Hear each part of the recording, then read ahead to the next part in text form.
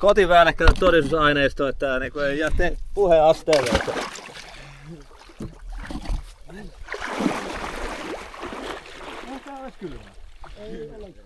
Eikä 7 lämmintä ja sataa kunnolla, niin nyt päästään niinku Norjan matkailun ytimeen.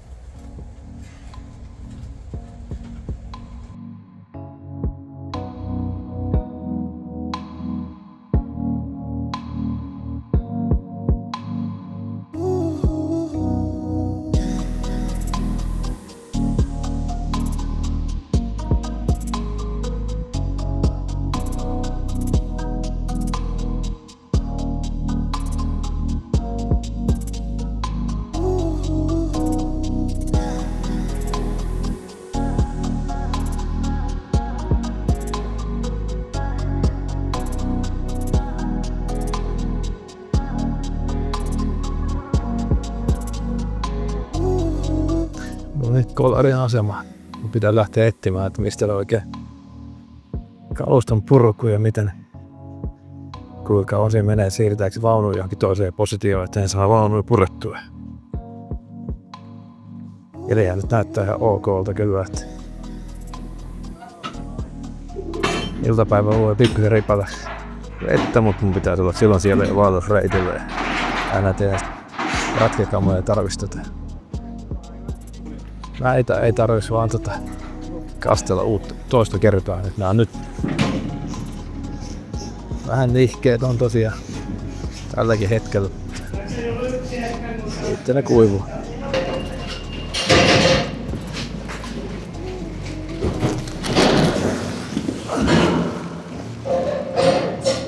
Kiitos. Olepas hyvä ja kiitoksia itse.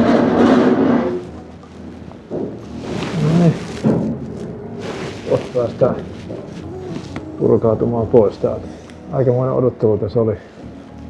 Niin reilu puoli tuntia meni junavaunun reissulauksessa.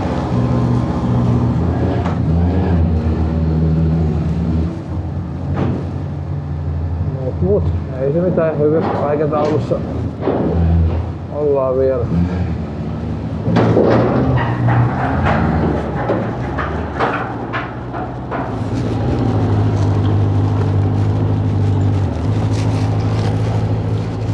Traktori käyntiin.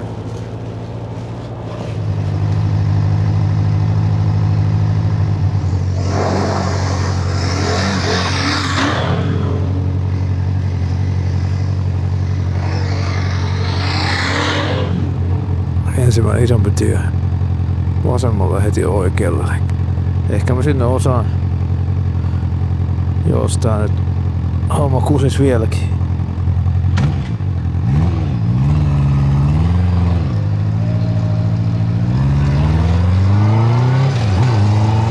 No hyvä, nyt kuuluu. Saatiin navigaattori toimii, en mä ruudusta niin väliin kun kuulee vaan mihin käännetään. Matka pääsi oikeesti starttaamaan. Ja tosiaan, nyt ollaan Kolarissa. Ja tästä lähdettiin tosiaan kohti Ketonelloa, mikä on heptapallasreitin noin puolessa välissä. Ja siellä tässä löytyy parkkipaikka, mihin moottoripyörä voi jättää parkkiin. Ja tosiaan sieltä lähdetään patikoimaan sitten kohti Hannukurun autiotupaa.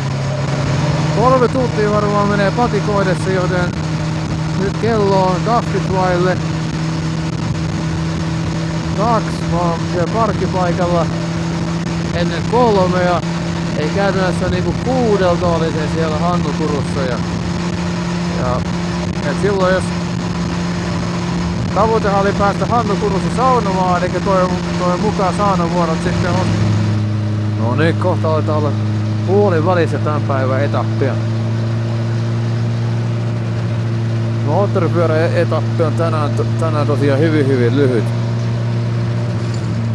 Tosiaan siihen Ketomellolle sieltä kolarista, mutta on tää outo fiilis siinä, että normaalisti kun aina ajaa tai on ajanut jonkun matkan johonkin, niin kuin tän Lappiinkin tulluissa, niin on tosiaan vähitellen luonto on muuttunut ja tavallaan niin kuin mielikin on mennyt pala kerrallaan se Lappia kohden, mutta nyt kun hyppäät sieltä junasta suoraan ja yhtäkkiä oletkin tavallaan Etelä-Suomen jälkeen, niin kyllä tää on paljon mukavampaa tietä kuin kolarista suoraan vain Kilpisjärvelle menevä tieasemasta suoraan loikotusta vaan, mutta tää on tähän käyttöön justiin joutuisaa, mutta mukavaa tietä.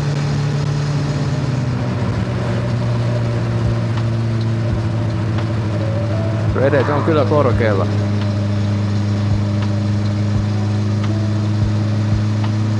Minkälaisia lumikökkäröitä ei kyllä tällä korkeudella enää näe, mutta vedet on kyllä korkealla, varmasti pitää varmuuden vuoksi ottaa tosiaan kroksit mukaan tuolta rinkkaa, muistaa roikkumaan, jos on semmosia kohtia, mistä ei pääse kuivin jaloin yli.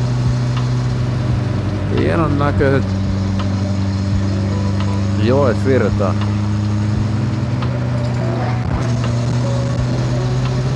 Kohtuu kapea on tie, eli rekka kun tuli vastaan, niin saa ihan oikeesti väistää laitaa. Saa varautua kaikkeen yllättävään.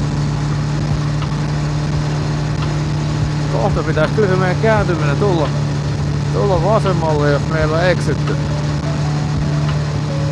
Ensimmäiset kunnon tunturimaisemat tosiaan nousemaan tuolla taustalla. Oli jotenkin semmosia, mitä aina muistaa silloin, kun on ajanut jollakin autolla tai muuta, kun alkaa ensimmäiset tunturit näkymään. Kunnolliset tunturit. Fiilis nousee kyllä, että nyt ollaan perillä kohteesta ja nyt ollaan ikään kuin siellä, mihin ollaan menossa. Niin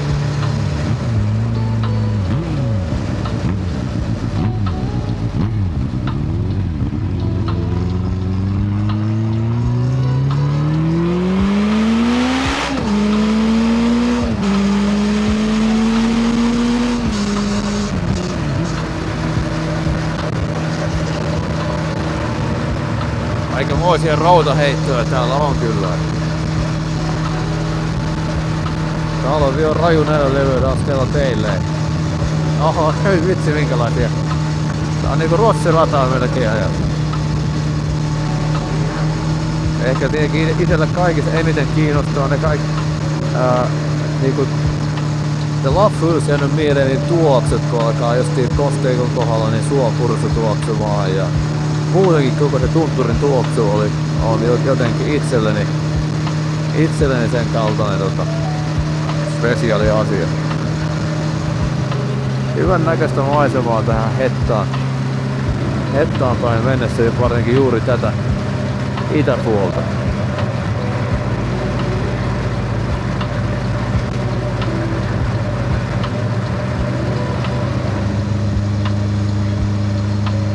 Tunturi 12 kilsaa näyttää. Siellä näkyy tosiaan Pallastunturia. Ehkä nyt sen verran ollaan aikataulun jäljessä, muuten oltaisiin voitu pyörähtää siinä katsomassa, että miltä keskus näyttää, mutta onpa hienot kivirinteet tehty tuohon.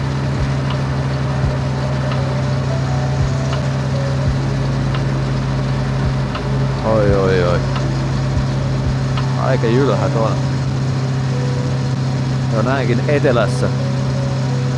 Et totta kai Norjan vuoret, tai vuoret, on merkitty vuoria vai tuntureita enää tiedä häntä, mutta ne on jyrkkiä ja korkeita, mutta kyllä tääkin tässä tien varressa aika Pallastunturi näyttää aika jykevältä. Ja on siellä lunta siellä muuallakin kuin laskettua rinteessä, että ja näkyy laikkuja tosiaan korkeammalla. Kyllä järvi on ihan täysin sula.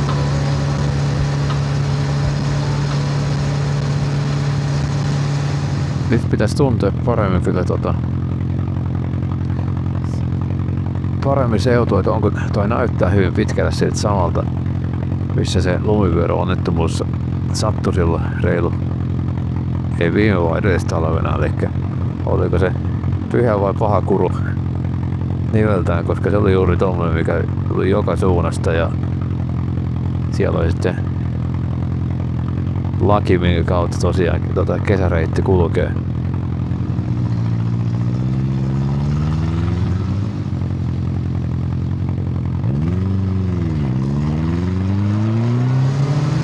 Samassa junassa oli muutama moottoripyörä, mutta ei ole tullut yhtäkään moottoripyörää esimerkiksi vastaan. Eli tää ei ole varmaan niinku oikein isoja routaheittoja täällä.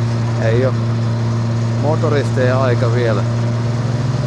Kävelyharjoitteita on tullut tehtyä, mutta kun ei tullut ajettua moottoripyörällä tosiaan lähestulkoon ollenkaan tällä ajokaudella, niin ne huomaa kyllä miten alkaa takavuus puutuu tälläkin ajolla, vaikka ei ole ajettu nyt kuin reilu tunti ja verrattuna siihen, että varsinkin sitten reissun lopussa niin tulee hyvinkin pitkiä ajopäiviä ainakin parin viimeisen päivän osalta. Nyt navigaattori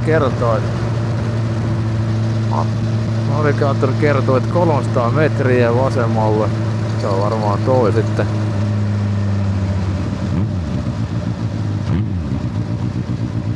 Olet saapunut kohteeseen. En oo ainut täällä näin.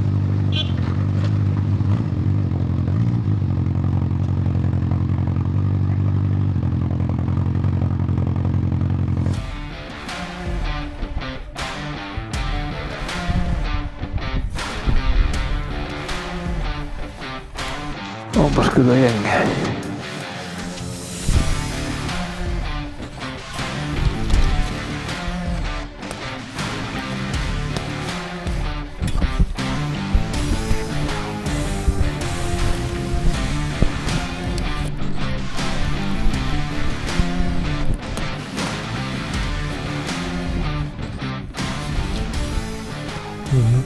No niin, eli nyt päästiin tosiaan matkaan. Täällä oli tosiaan tosi paljon porukkaa. Meni oma aika tossa, että saa ylipäätänsä moottoripyörän tosiaan pakattua kamat kyytiin. Vähän meni opetteluakin tietenkin ekalla kertaa, mutta myöskin kaikenlaisia ylläreitä ja myös unohtuu tavaroita. Outo kävellä rinkan kanssa. Ehkä tää on vähän liian painavakin kyllä. Etenkin kun on istunut 12 tuntia paikallaan ennen moottoripyörällä vielä. Tää on paikatkin on vähän jumissa, mutta tässä lähtee. Niin unohtu sanoa, että tossa kun moottoripyöräkamoja pakkaili, siinä on hyttysiä. Ja siinä on jonkun verran hikkoja paikalla. Ei tänne hyökkää kimppuun, mutta kyllä tällä leveysasteella on kyllä hyttysiä. Tää on kyllä ollut tosi helppo kulkusta ja hyväkuntoista maastoa tähän saakka. Mutta tää on kans kaikkia vaan ylläriä, kun ei tiedä tosiaan mitä odottaa. Pitkokset ovat huonossa kunnossa. Eipä tää ei huonokuntoisesta ole missään nimessä. Tässä näkee vähän tosiaan minkälaiset maisemat tähän järvellä avauti. Vaikka maasto on helppoa, niin kyllä tässä niin lämmin tulee tämän kanssa, että ei mitään rajaa. Että niin. Ei Ketomella 3. Tullut tosiaan 3 kilsaa. Hannukuru 8 kilsaa. Pallakselle on tosiaan 34 ja Hettaa 26, eli aika lailla puolesvälit ollaan. Tossa olisi ollut, jos paremmin aikaa, niin tossa olisi voinut pitää tauon justiin Siellä kota ainakin on tuolla rannassa. Niin jätetään se väliin, kun tullaan sen samaan reittiin takaisin. Niin se voisi olla hyvä idea. Eli huomenna aamulla kun lähtee liikenteeseen, kun mä oon kävellyt tähän saakka, niin pitäisi kohtuullisen aikaisen lounastauon tuossa järven rannassa, niin silloin voidaan katsoa sitä paremmin. Niin. Onpas hienot rannat siellä. Siellä on oikea biitsi. Vähän maasto muuttuu tosiaan hankalemmaksi. Elikkä kivikkoisempaa ja vähän saa katsoa tosiaan mihin tosiaan astuu. Ja reissu yksi tavoite on löytää tosiaan se nuorke, mistä lapsuuden tunturipuro ottaa samat valokuvat, mikä näette tässä näin. Ja palata siihen fiilikseen vielä kerran. Ja nyt olisi vähän käydä läpi, mitä tää patikointi on.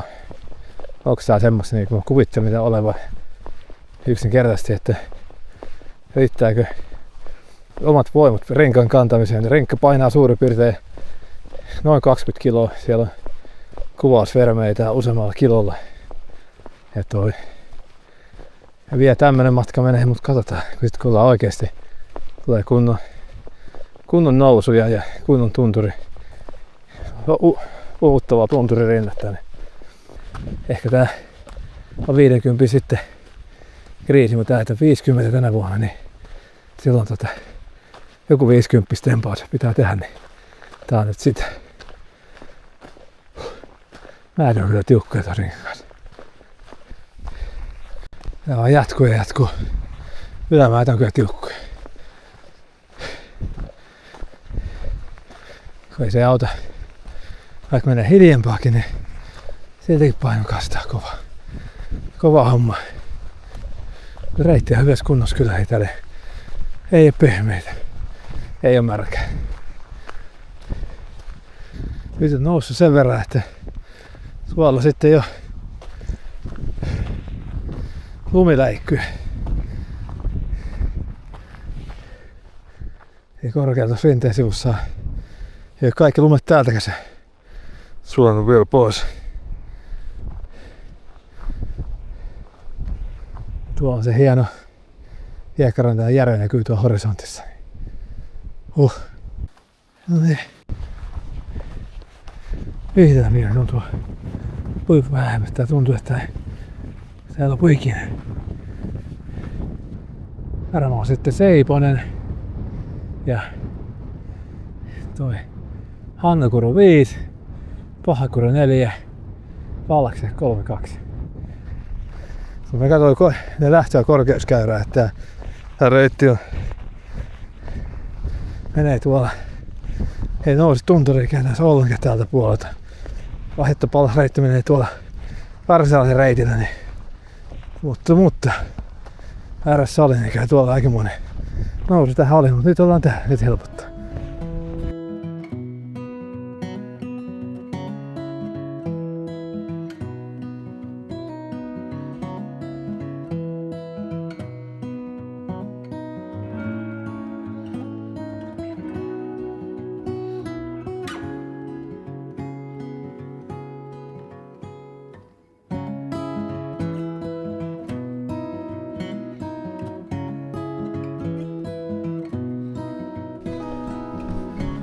Äsken tuntui, että ylämäki jatkuu.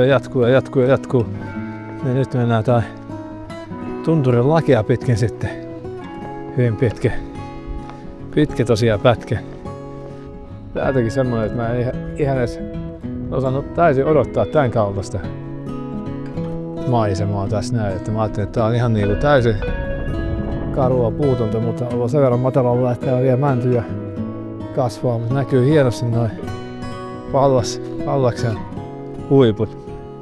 Itse vaellusreitin ensimmäinen kohta, mikä on vähän pehmeä, mutta sekin niin kuin äärimmäisen helposti kierrettävissä. Sieltä lähtöpaikalla Ketomellassa oli ihan älyttömästi oli tosiaan ihmisiä, varmaan jotakin koululais, ripari tai muita ryhmiä. Mä ajattelin, että tää on Koko reitti on täynnä ihmisiä tähän aikaan, mutta yksi ihminen on tullut vastaan ja hänelläkään ei ollut renkkaa selässä ja se oli ihan siellä alkumatkassa. Itse täällä tunturissa ei ole tosiaan näkynyt ketään ja nyt onkin hyvä kysymys, kumpi on väärällä reitillä, minä vai ne kaikki muut vai? Alkaa laskeutuminen vähän alaspäin, pikkusen haastavampaa maastoa. Hän saa katsoa mihin astuu. Mutta tää on juuri kans sitä, mikä minulle on Lappia, pieniä solisivia puhtaita tunturipuroja. Ensimmäinen puron ylitys nyt on päästään kyllä helpolla yölaskeleilla. Seuraava mikä solisee. Oi, näissä kyllä mielilepä. Ja tähän voisi jäädä niinku pitemmäksi toviskin kuuntelemaan pelkkää solinaa.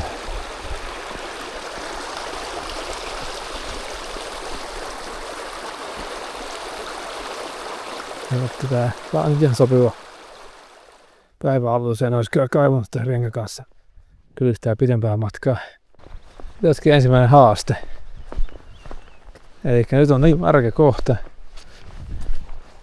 mihin ei ole mitään siltaa. Ja minun kengät eivät ole vedenpitävät. Minä tästä selvitään hyvin. Mitä tässä näkee, niin on talvella kyllä vielä asta kovempia miestä hommaa pitää selvitä olosuhteista ja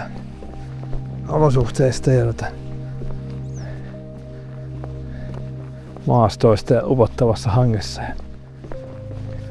Nyt alkaa askarruttaa aika oikealla reitillä vielä. Että alkaa olla niin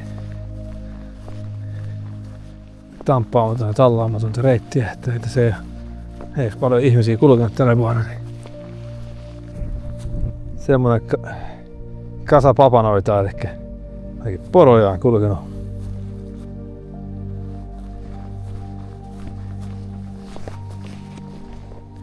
Ei muuta kuin reppuun ja lannoitteeksi kotiin mukaan.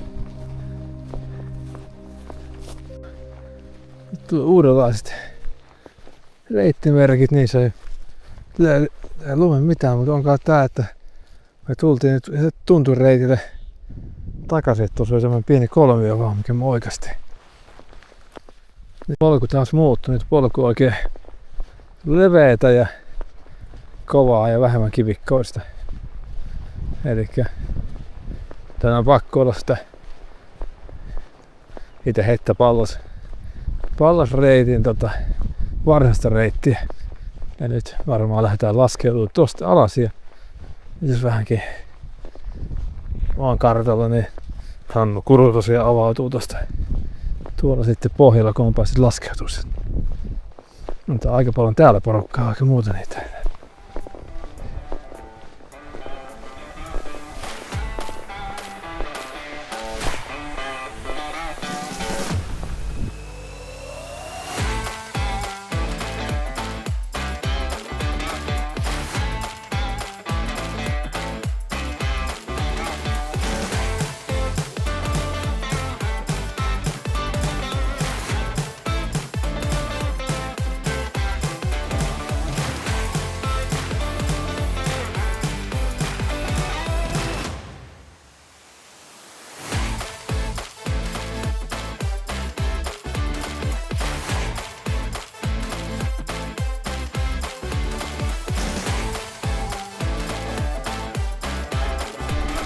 Täällähän on periaatteessa kaikki mahdolliset palvelut. Kaivo on ikävä kyllä suljettu. Elikkä sitä ei voi käyttää, mutta täällä on tosiaan saunaa ja on on järveä mihin pääsee. Tuolta löytyy kotaa.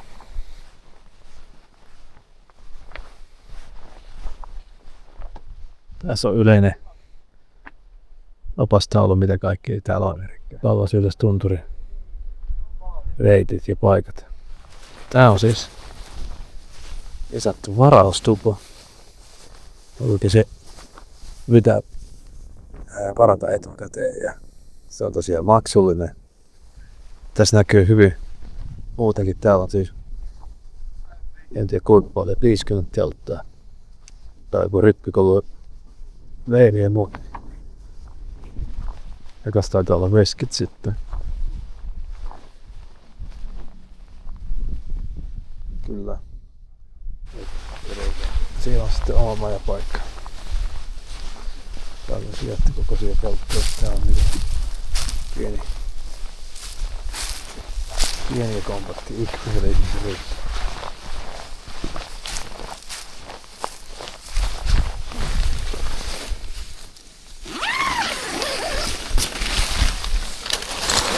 Sieltä no puolet tää valmiina kaikki.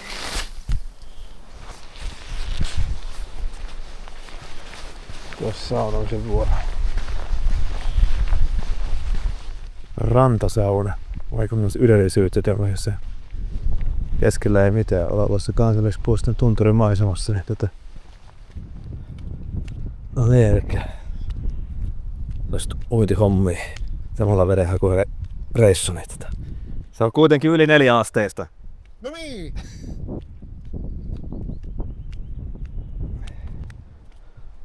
Semmoiset laiturit eteenpäin. Kotiväännekkäitä todistusaineistoa, että niinku ei jää puheen asteelle. Että... No se on kylmä. Ei, meillä on. Eli.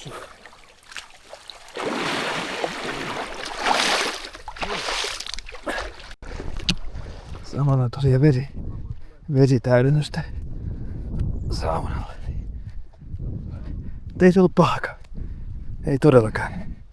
Ei ollut mittaria, mutta varmaan se hyvinkin 7-8 asteesta.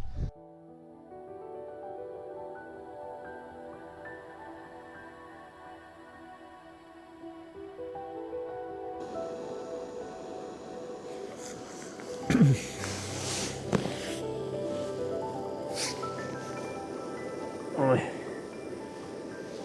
Ehkä nyt kiehutaan ja... Uinti teki tosiaan hyvää, virkisti. Ja kello on tasan 10. Nyt tosiaan nukkumaan. Auri täällä kohtuu ajoisliikenteessä. Viime yö on niin surkeat nukkumista siinä junassa istuolteen, niin uskoisin, että nyt saadaan hyvät unet ja huomenna paremmalla energialla sitten taas eteenpäin reittiä, jos tuntuu se rinkakin vähän huomenna kevyemmältä. Ei mitään hyväytä.